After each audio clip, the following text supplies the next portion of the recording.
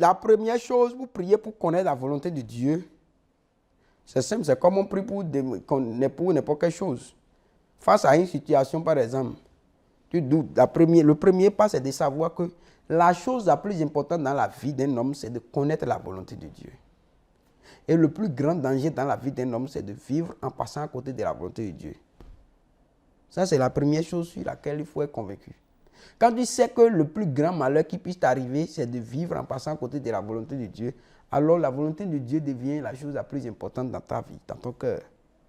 Nous avons déjà enseigné au travers des conférences, tout ça, l'importance de la volonté de Dieu. Dieu nous donnera encore l'occasion de revenir sur ces choses en détail. Mais le plus important, parce que quand on dit que Adam a péché, le péché d'Adam et Ève, c'est qu'ils sont passés à côté de la volonté de Dieu.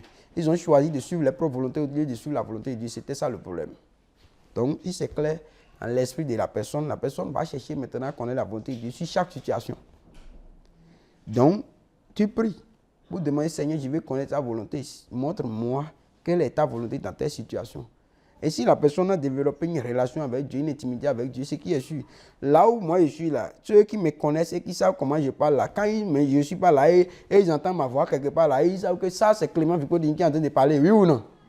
Ou bien, même à distance, les gens savent. Je me rappelle, si je vais à la direction par exemple, si je suis en haut à l'étage là, en train de parler là, les gens disent qu'ils sont au rez-de-chaussée là-bas là, ils entendent, ils savent que c'est moi qui suis venu, que je suis en train de parler quelque part.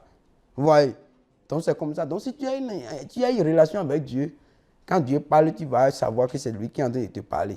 Donc il faut développer la relation avec Dieu et face à chaque situation, demander quelle est la volonté de Dieu et Dieu va te parler. Et Dieu parle de plusieurs manières. Ce n'est pas la façon dont Dieu me parle moi forcément qui va parler aux autres.